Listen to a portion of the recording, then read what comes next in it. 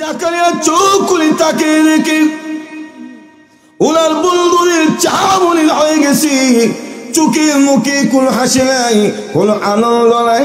সকলের মুখের মধ্যে যেন এক গাছা মেঘ মালা জমা হয়ে আছে।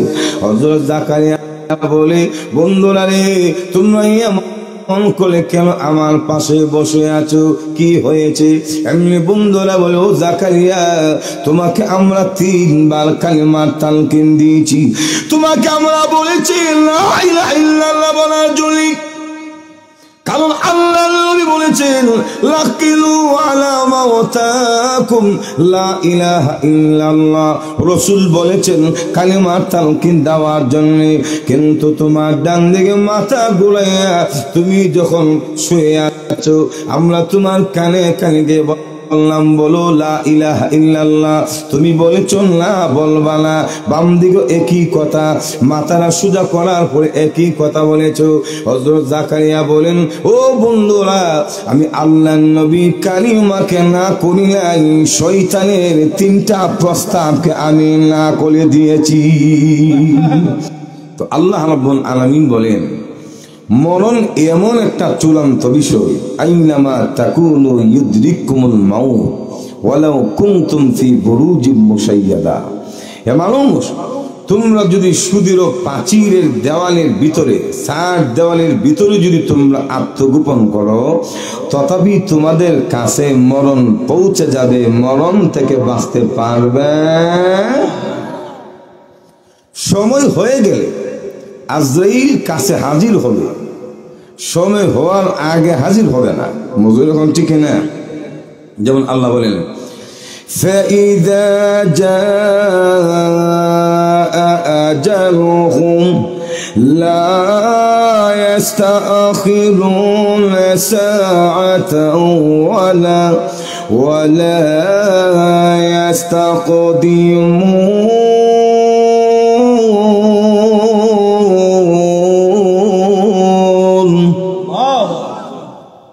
جاء أجلهم لا يستأخرون ساعة ولا يستقدمون। মৃত্যুর সময় হওয়ার আগে কাউকে মরণ দেওয়া হবে না, আবার সময় হয়ে গেলে পৃথিবীতে কাউকে রাখাও হবে না। যতই পাওয়ার দেখান, ক্ষমতা দেখান যে আমি এলাকার মাতাব্বর, চাইলে দেবেন মাতাব্বর মানাইও না। আস্তে করে মহিলা শুনে নিল ঠিক না? যদি বলেন যে ভাই পাওয়ার যেখানে চলে না সেখানে কিন্তু কিছু পাতলা মাল দেওয়ার চিন্তা করে, ঠিক না?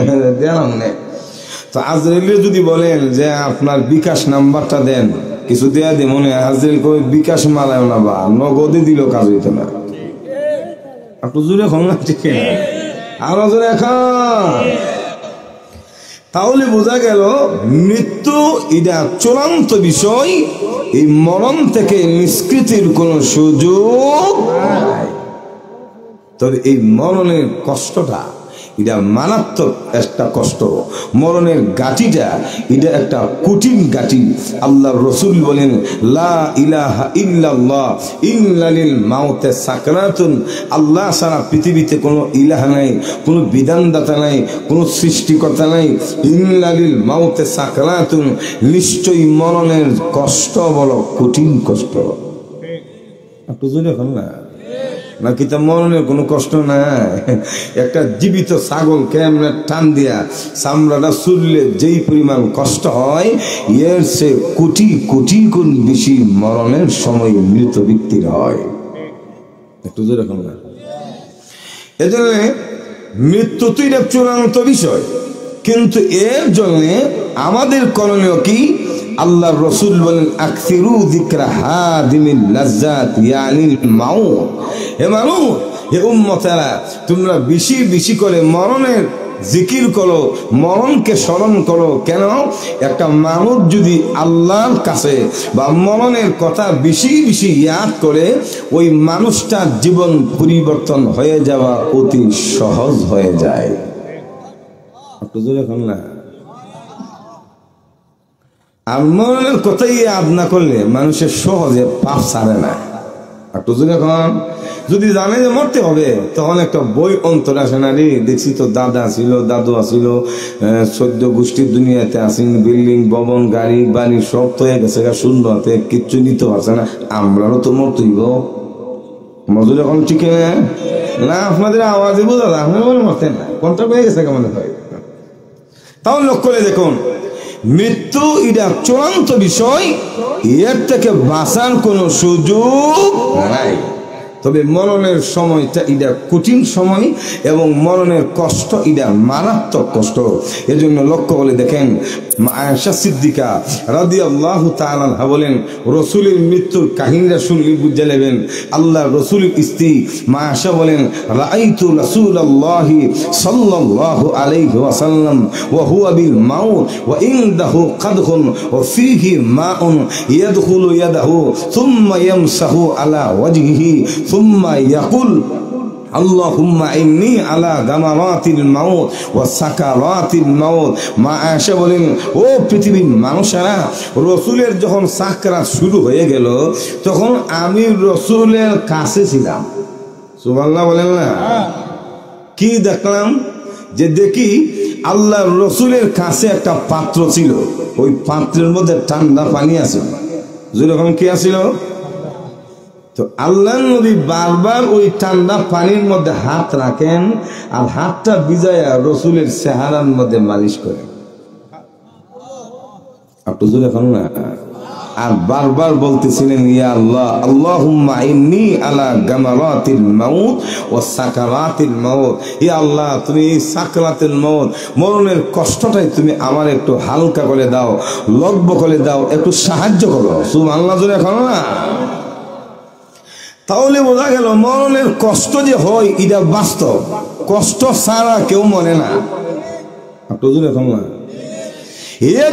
আল্লাহ নবী বিশ্ব নবী রাহমাতুল লিল আলামিন যেদিন পৃথিবী থেকে বিদায় হয়ে যাবে, মা আয়েশা সিদ্দিকা বলেন, ও পৃথিবীর মানুষেরা, আমি রাসূলের মাথার কাছে বসা ছিলাম, আমি আল্লাহ নবী রাহমাতুল লিল আলামিনের দেহ দিকে তাকায় দেখি রাসূলের মাথা থেকে পা মোবারক পর্যন্ত চাদর দ্বারা আবৃত করে রাখা হয়েছে।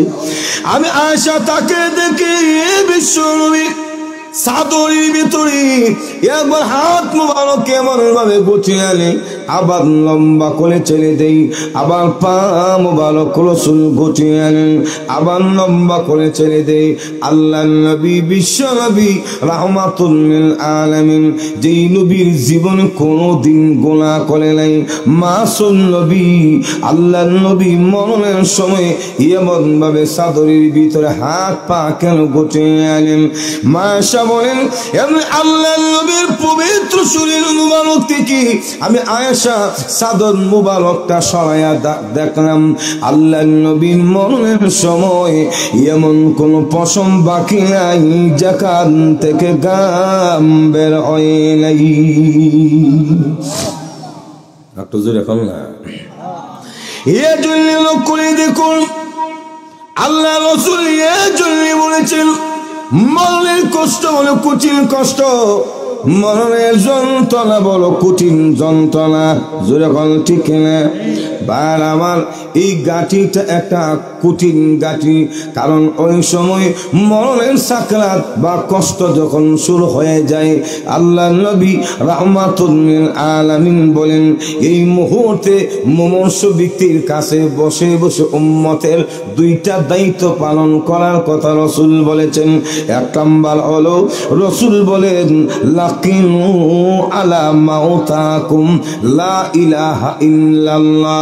হে উম্মতেরা, তোমাদের মধ্য থেকে কারো যখন সাকরাত শুরু হয়ে যাবে, কারো যখন মরণের কষ্ট শুরু হয়ে যাবে, তোমরা তোমাদের মুমূর্ষু ব্যক্তির কাছে বসে বসে লা ইলাহা ইল্লাল্লাহ তামকিন দিবে। কেন জানোনি? ওই মরণের সময় শয়তান মুসলমানকে বেঈমান বানানোর জন্য বিভিন্ন ধরনের কৌশল অবলম্বন করে। কারণ আল্লাহ নবী বলেন, যে ব্যক্তির জীবনের শেষ বাক্য লা ইলাহা ইল্লাল্লাহ হবে, আল্লাহর পয়গম্বর বলেন সে জান্নাতে প্রবেশ করবে। রাসূল বলেন মান কানা আখিরু কালামিহি লা ইলাহা ইল্লাল্লাহ দাখালাল জান্নাহ ওয়া ফি রাওয়ায়াতিন মান মাতা ওয়া হুয়া ইয়ালামু আন্নাহু লা ইলাহা ইল্লাল্লাহ দাখালাল জান্নাহ।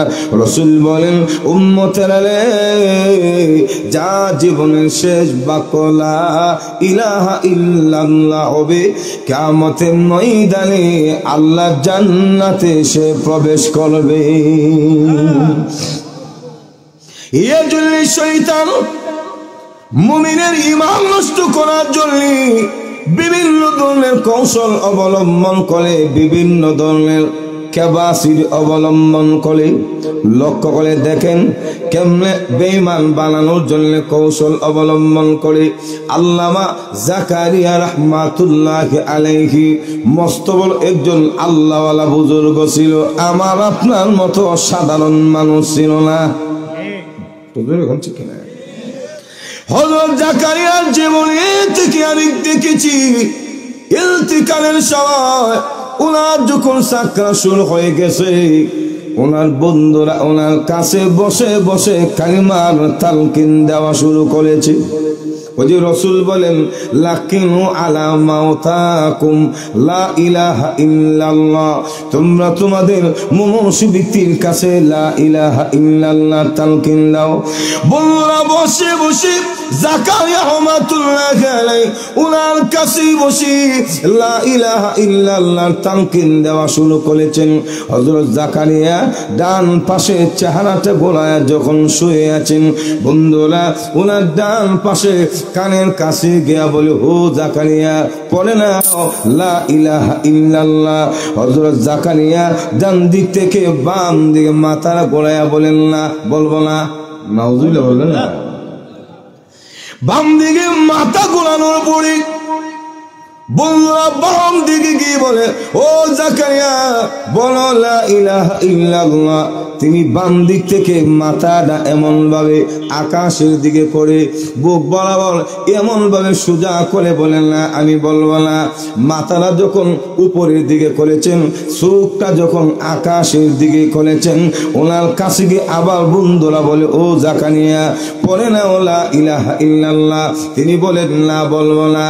একবার দুবার তিনবার তালকিন দেওয়ার পরে জাকারিয়া রাহমাতুল্লাহি আলাইহি তিনি যখন বলে না বলবো না, বন্ধুরা বলো পেরেশান হয়ে গেল, বলো চিন্তিত হয়ে গেল। এত বড় বুজুর্গ সাধারণ কোন মানুষ না, সাধারণ কোন পাবলিক না, যাকে আল্লাহওয়ালা বুজুর্গ হিসেবে আমরা যাকে চিনি, যিনি অনেক বড় আল্লাহওয়ালা। জাকারিয়া মরণের সময় কালিমাকে অস্বীকার করে বেঈমান হয়ে মারা যাবে নাকি, বন্ধুরা অত্যন্ত চিন্তিত হয়ে আছেন। হঠাৎ করে হযরত জাকারিয়া রাহমাতুল্লাহি আলাইহি ওই যে সাকরাতের কষ্ট কিছুটা যখন লাগব হয়েছে, হযরত জাকারিয়া চোখ খুলে তাকিয়ে দেখে ওনার বন্ধুদের চামড়ি হয়ে গেছে, চোখে মুখে কোন হাসি নাই, কোন আনন্দ নাই, সকলের মুখের মধ্যে যেন এক গাছা মেঘ মালা জমা হয়ে আছে। হযরত জাকারিয়া বলে বন্ধুরা রে তোমরা এমন করে কেন আমার পাশে বসে আছো, কি হয়েছে? এমনি বন্ধুরা বলে ও জাকারিয়া তোমাকে আমরা 3 বার কালিমার তালকিন দিয়েছি, তোমাকে আমরা বলেছি লা ইলাহা ইল্লাল্লাহ বলার জন্য, কারণ আল্লাহ নবী বলেছেন লাকিলু আলা মাওতাকুম লা ইলাহা ইল্লাল্লাহ। রাসূল বলেছেন কালিমার তালকিন দেওয়ার জন্য, কিন্তু তোমার ডান দিকে মাথা ঘুরাইয়া তুমি যখন শুয়ে আছো আমরা তোমার কানে কানে গিয়ে বললাম বলো লা ইলাহা ইল্লাল্লাহ, তুমি বলেছো না বলবা না।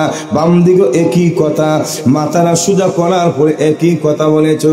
হযরত জাকারিয়া বলেন ও বন্ধুরা আমি আল্লাহর নবী কালিমাকে না করি নাই, শয়তানের 3টা প্রস্তাবকে আমি না করে দিয়েছি। শয়তানের প্রস্তাব মানে জাকারিয়া রাহমাতুল্লাহি আলাইহি বলি আমি যখন ডান দিকে চারা গোড়ায় শুয়ে আছি, শয়তান আমার কাছে এক গ্লাস ঠান্ডা পানি নিয়ে হাজির হয়ে গেছে। সুবহানাল্লাহ হবে।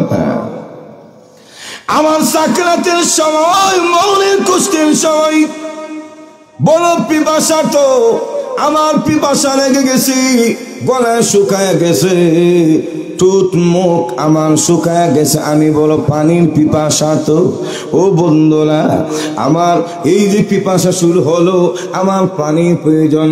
আমি তাকায় দেখি শয়তান এক গ্লাস ঠান্ডা পানি নিয়ে আমার ডান দিকে দাঁড়ানো, আমাকে বলে জাকারিয়া রে, পানির প্রয়োজন আছে কি? আমি বললাম হ্যাঁ প্রয়োজন আছে। শয়তান বলে যদি পানি পান করতে চাও বলো ঈসা আলাইহিস সালাম আল্লাহর ছেলে।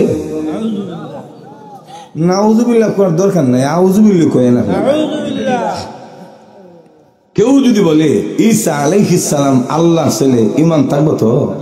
আর তো জোরে এখন না, কুল হুয়াল্লাহু আহাদ আল্লাহুস সামাদ লাম ইয়ালিদ ওয়া লাম ইউলাদ। আল্লাহ কারো কাছ থেকে জন্ম হন নাই, কাউকে জন্ম দেন নাই। জোরে হন ঠিক না? হযরত জাকারিয়া বলে শুনো, আমার ডাল পাশে দাঁড়াইয়া শয়তান বলে হ্যাঁ জাকারিয়া পানি প্রয়োজন আছে কি? আমি বললাম পানি প্রয়োজন আছে। তাহলে বলো ঈসা আলাইহিস সালাম আল্লাহর ছেলে, তবেই তোমাকে পানি দেওয়া হবে। এমনি জাকারিয়া বলে ও বন্ধুরা, আমি শয়তানের প্রস্তাবকে আমি প্রত্যাখ্যান করেছি। আমি বলছি না এই কথা বলবো না, এই কথা বলবো না বলে ডান দিক থেকে মাথাটা গোলায় বাম দিকে নিলাম। বাম দিকে নেওয়ার পরই শয়তান আবার আমার সামনে হাজির হয়ে বলে ও জাকারিয়া পানি প্রয়োজন আছে কি? আমি বললাম আছে। তাহলে বলো পানি যদি তুমি পান করতে চাও তাহলে বলো মরিয়ম আলাইহিস সালাম আল্লাহর স্ত্রী। এখন না হযরত জাকারিয়া বলে আমি বলেছি না বলবো না, শয়তানের প্রস্তাব আমি প্রত্যাখ্যান করেছি। আমি বাম দিকে মাথা গোলায় যখন আকাশের দিকে করলাম, আমার সামনে শয়তান ঠান্ডা পানি নিয়ে হাজির হয়ে বলে ও জাকারিয়া পানি প্রয়োজন আছে কি? আমি বললাম আছে। তাহলে বলো আল্লাহ নাই। আর তো এখন না, আমাদের রব একজন আছে না নাই? আলো জুড়ে এখন একদল কিন্তু আছে, তারা আল্লাহ মানুন না। মজুর এখন ঠিক না? এই লোকগুলিকে আমরা বলা হয় নাস্তিক। জুড়ে এখন ঠিক না? তারা যুক্তি দেয় যে যেই জিনিস দেখি না, ধরা যায় না, ছোঁয়া যায় না, এই জিনিস আমরা মানি না। অতএব আল্লাহকে দেখা যায় না, ধরা যায় না, ছোঁয়া যায় না, এই জন্য আল্লাহ মানে মজুর এখন ঠিক না? তো আমরাও বলি যে পৃথিবীতে এমন অনেক কিছু আছে যেগুলি দেখা যায় না, কিন্তু তুমি না তোমাদের 14 গোষ্ঠী মানে। মজুর এখন মানেনি। যেমন বাতাস, বাতাস দেখা যায়নি না, আপনার মনে দেখেন একটু এখন দেখা যায়। বাতাস দেখা যায় না কিন্তু মানতে হয় আল্লাহকে দেখা যায় না। এরপরও হযরত জাকারিয়া রাহমাতুল্লাহ আলাইহি তিনি বলেন শয়তানের 3টা প্রস্তাব আমি প্রত্যাখ্যান করেছি, কানে আমাকে প্রত্যাখ্যান করে নাই। ও বন্ধুরা তোমরা শুনে রাখো, আমি তোমাদের সামনে মুহূর্তে পড়ে নিলাম লা ইলাহা ইল্লাল্লাহু মুহাম্মাদুর রাসূলুল্লাহ সাল্লাল্লাহু আলাইহি ওয়াসাল্লাম। তাহলে চিন্তা করে দেখেন এই মরণের গাছিটা, এটা কঠিন গাছি। এক তো মরণের যন্ত্রণা, আরেক দিক দিয়ে শয়তান বেঈমান বানানোর জন্য বিভিন্ন কৌশল অবলম্বন করে। কারণ মুমিন যদি শেষ বাক্যটা লা ইলাহা ইল্লাল্লাহ নিয়ে মরতে না পারে তাহলে তো জাহান্নামের আগুনে যাবে। কারণ রাসূল বলেছেন মান মাতা ওয়া হুয়া ইয়ালামু আন্নাহু লা ইলাহা ইল্লাল্লাহ দাখালাল জান্নাহ। যে ব্যক্তির জীবনের শেষ বাক্য লা ইলাহা ইল্লাল্লাহ হবে, এই কথার স্বীকৃতির উপরে যার মরণ হবে, পাপের শাস্তি ভোগ করার পরে কোনো না কোনো দিন জান্নাতে যাবে। মজুর এখন ঠিক না? তাহলে লোক করে দেখুন মরণের গাঁটে বড় কঠিন গাঁটি, মরণের যন্ত্রণা বড় কঠিন যন্ত্রণা। এই মনের যন্ত্রণা কিন্তু আমার আপনার সকলের সামনে আছে। যখন আছে না নাই, নাকি তো মরণ থেকে বাঁচতে পারবেন? আমি যখন মাদ্রাসায় পড়াশোনা করি, মরণ থেকে যে বাঁচা যায় না। আমার মসজিদের ইমাম সাহেব একটা কিতাব পড়তেছে, আমার কই কেবতুল্লাহ এদিকে আসো, একটা ঘটনা শোনাই। আমি বললাম কি ঘটনা? তো শুনো, একবার মরণের সময় হয়েছে, আজরাইল যেন তাহলে বের করতে না পারে, বেড়া গিয়ে ডিমের ভিতরে ঢুকে গেছে। যখন কিসের ভিতরে? ডিমের ভিতরে। তো আজরাইল গিয়া খুঁজতে খুঁজতে তারা ডিমের ভেতর থেকে বাইর করছে। তখন ওই আল্লাহ ওলি বলে, ও আজরাইল, যদি জানতাম তুমি ডিমের ভেতর থেকে আমাকে বের করে নিয়ে যাইবা, তাহলে আমি এই ডিমের কাঁচার মধ্যে 18টা ডিম আছে, 18টা ডিমের ভিতরে আল্লাহর জিকির আমি চালু করে দিতাম, যেন তুমি আমাকে না পাও। আজরাইল বলে 18টা না, 34টা ডিমের ভিতরে ঢুকলো।